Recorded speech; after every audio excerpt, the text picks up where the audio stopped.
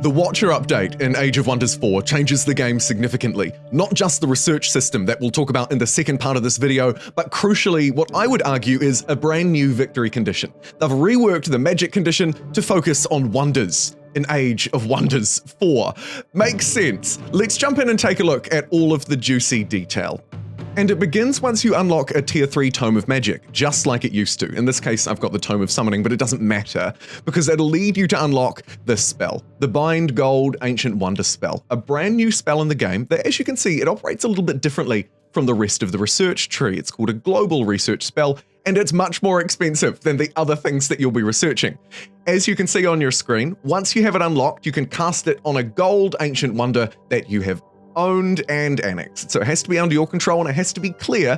It'll grant you some bonus research, some bonus knowledge, which is great, but of course also it'll lead into our new victory condition, which is of course still called the Magic Victory, but actually operates in a completely different way. We'll talk a bit about why they changed it at the end of the video, but at the start here, I want to focus on the mechanics behind it. It's a 5-step process, and of course we'll unpack them all. You need to research your tier 3 tome and bind golden ancient wonders, as we've already discussed. Step 3, as you can see, is to reach a tier 5 tome and research the Age of Astral spell, or whatever age spell you'll need. Then launch the spell and defend your bound ancient wonders for 15 turns, like you would defend the old beacons. And that really is the key. Instead of being able to build and defend beacons inside of our own territory, turtle up, put them right next to each other, now we actually have to go out and fight, like what I'm doing here, but of course with these wonders at tiers bronze and silver, they're not actually going to contribute to the victory. It's all about these gold ones. You might be lucky enough to have one spawn near your starting city like I have here. Unlucky players may get 0. Very lucky players, like one of my opponents here, might even get 2 gold ancient wonders within their borders. Now, if you're on the hunt for them, don't forget that you can always zoom out a little bit into the strategic world view and take a look for this icon. Obviously, when it's very big, like this one here, it suggests that there's a gold ancient wonder. In fact, it doesn't just suggest it, it tells you. So a player like this with 2 gold ancient wonders spawning right next to their capital city shouldn't have too many issues, but still, it's much more difficult than just building a beacon and defending it. You have to actually, for starters, go in and clear this thing. The golden ancient wonders will tend to have around 1200 combat strength, meaning that you just simply won't be able to do this from the very start of the game. There is now more of a time requirement. There's also more of a requirement to expand across the map. There's more of a requirement to defend multiple territories. And of course, once you've actually cast the spell that I introduced earlier here, the Bind Gold Ancient Wonder spell, well then you've got to defend the dang things. It's much more time consuming and much more difficult than the previous Magic Victory condition. As you can see, the spell itself is relatively expensive, though you should be able to cast it fairly easily, considering you'll only need to do it a few times. Once cast, as you can see here, I've cleared this Altar of the Ancients. It's been completely removed of any bad dudes. My knowledge jumps up by plus 30, taking me, in this case, to around 400, which is great because, of course, the Magic Victory is still very much a research victory. It relies on you getting to tier 5 tomes and then casting some spells. But now, as I'm showing you some combat gameplay, it almost inevitably requires some combat, or at the very least, it'll lead to some friction. Because these gold ancient wonders, well, they can't be built. They're placed randomly across the world. So you're likely going to have to go out and expand. And that's exactly what I've done here. Another quick tip that you might want to utilize, the gold ancient wonders are of course very powerful, so you should try and send in your best units. Another thing that you want to do that you're probably already doing is that you should select the option that either builds on your affinity strength or lets you spend a little bit of mana or a little bit of gold or what have you to get an extra bonus going into the fight. However, sometimes it still just might not work, and that's where the crux of this tip comes in that you may already know, but you can actually just send in another army straight away, and the enemy won't have healed. So as you can see here, a sacrificial army unfortunately took a bit of a beating, but then I was easily able to claim it, and using the new underground expansion mechanic, I can use the underground city to quickly build up and expand and grab this territory. Thus, of course, annexing and connecting the ancient wonder.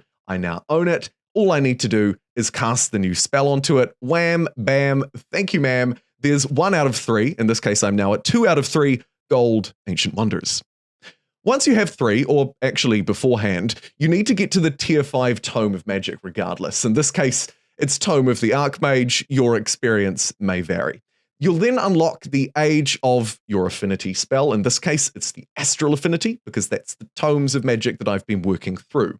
The spell itself will provide you with some extra benefits. As you can see here, with the Age of Astral spell, it's my Astral Affinity spells that become cheaper, requiring less combat points and mana. Also, enemies will take some random fire, lightning, and frost damage, and hostile armies, unfortunately, will be spawned next to my improvements in an attempt to burn them down, to destroy them. Although I would note, in the update actually, the developers talked about those armies, those marauding armies being removed, and instead the AI should be able to step up. And that's, of course, what you've seen there with the AI declaring war on me. And in my personal experience, as I went around defending these wonders, just like I would have done in the previous Magic victory, but of course very different, because in this case, as we talked about earlier, I'm defending these things that I have no control over where they spawn. They could very well be in pretty disadvantageous positions, and they're not going to be right next to each other, which is how my beacons would have been in the previous Magic victory condition. Now, in my experience, this is on normal difficulty, by the way, so the AI wasn't quite able to ramp up its combat strength like I was, but it did behave very well, I have to say. It was obviously very quick to declare war on me. That hasn't changed. It would always do that. But now it actually marched its units, to be fair, quite a lot of them, into my cities where the gold ancient wonders were and tried to pillage them. It tried to take me down. Did it succeed? Well, in this case, no, but I think it does highlight some incremental improvements that have been made to the AI in this The Watcher update. Of course, we'll talk a little bit about the specifics of the update at the end of the video, but now I want to move through and talk about research. There are some map changes, a couple of small ones, the very large map sizes in the game, but actually the reason why we're looking at settings is because it's directly related to research. If you don't like the changes I'm about to talk about, you can change the research speed now in the advanced setup, because the base research speed in the game has changed. It's now much slower. So if you'd like to speed it up, you can. I just thought I'd make a quick note about that. Now we're going to look at the developer's diary, which talks about the Watchers update and talks a little bit about the specifics, what they're changing, why they're changing, and when we'll see it. Now, these changes are pretty dang significant, not just for the Magic victory, which of course, as we've discussed, really relies on how quickly you research things. You have to get those tomes online, but also actually just for everybody, because it is now much slower and requires more specialization. Let's take a look at the specifics. First and foremost, they noted the problem. The problem was that many early tome unit enchantments increased damage for lots of units. You were able to basically double some early game strength, for example.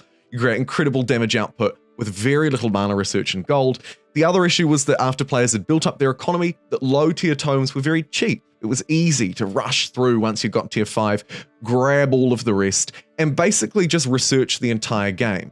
What they wanted to do was both slow it down a little bit so that the research victory condition, the Magic victory in particular, didn't just completely run away, but they also wanted, they say, to require a bit more specialization so that you don't just go through and have literally every single tome, but to make each game of Age of Wonders a bit more distinct and require us to focus a little bit more. How it changed specifically? Well, everything got a little bit more expensive. We saw these changes roll out actually in the version 1 of the beta. I'm yet to sink my teeth into version 2, but I know that it's live with the rest of the things that we're going to talk about today that we may not have already seen. I'll likely have a video about it coming out over the weekend.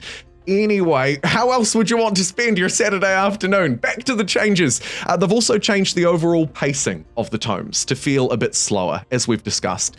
That really ties into the speed in which you're unlocking them. And finally, as we talked about right at the beginning of this section, they have added a game setting. So if you find that these new costs, which are quite extreme, and you will notice maybe you're researching things 50% slower than you used to, 40%, I don't know, it'll depend on what you're picking.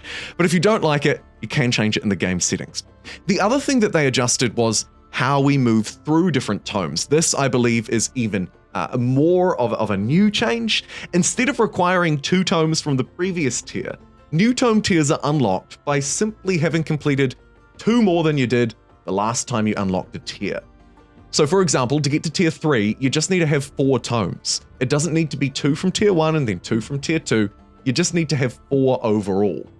I think that's a nice change, and actually it helps to sort of counterbalance the way that they've made everything slower. They've made everything more expensive, but they have made it slightly easier to work a strategy that reaches up into the tomes by allowing us to move through cheaper things in our research cycle.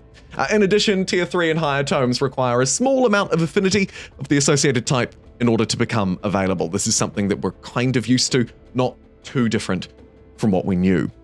Now that we understand how research has changed, I want to move back and quickly touch on the magic victory condition. Why did they change that? Because that's the thing that we didn't really talk about at the start. What are they actually trying to do? Is it because the game is called Age of Wonders and they wanted to make something about wonders? Well, I hope so. They basically identify 4 problems, and I've seen a lot of criticism about this, so I think it's important that I address this here too. Firstly, they say that by having enough affinities, you'd automatically see one of the new province improvements in your cities, those old things that we had to build, and besides from being important for victory, they actually just had really powerful buffs, so you'd basically just be incentivized to build them regardless. That also led to the AI kind of stumbling into the victory condition a little bit, and especially on harder difficulties it was a problem, because building the improvements was easy and happened quite early. The other thing that they note is that by requiring to be built in different cities, it was easy for us to just hunker down, place them adjacent to each other. Now they've removed that with this new reworked condition. Finally, they note that it was the most defensive condition out of all of the rest, and it didn't require you to interact with any other empires. And I think that actually that's the point that's got me thinking the most here on the final sort of 50 seconds of the video for Jumbo's thoughts. It is true that the magic condition happened very easily, much quicker than the rest. You could just beeline research.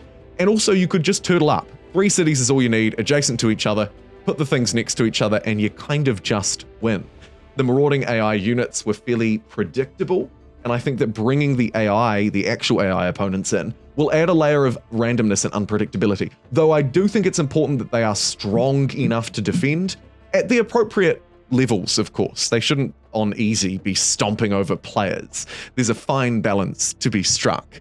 Finally, I think that the inclusion of the wonders and having them randomly spread out around the world also adds conflict, just like it exists inside of the expansion and militarist victories. Changes that are put into dev diaries are generally considered pretty close to final. The Watcher update is expected to release summer 2023 for Age of Wonders, or you can play it now live on a Steam beta. Thanks for watching.